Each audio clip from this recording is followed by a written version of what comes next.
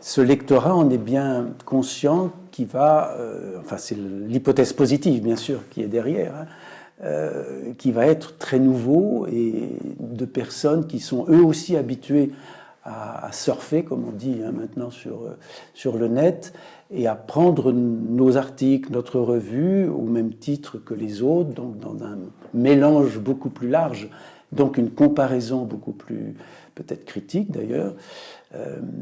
Et ça, c'est vrai que c'est audacieux, c'est incertain, c'est plein d'imprévision, d'imprévisibilité. Et puis,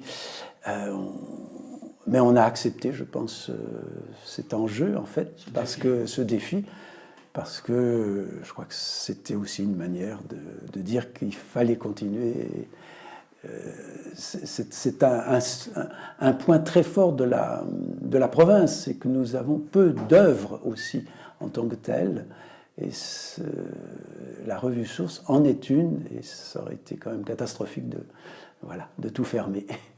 Nous avons voulu faire de cette revue une revue de réflexion sur l'actualité religieuse, mais à travers, je dirais, le prisme dominicain. Pour nous, c'est aussi une façon de prêcher. Nous sommes un ordre de prêcheurs.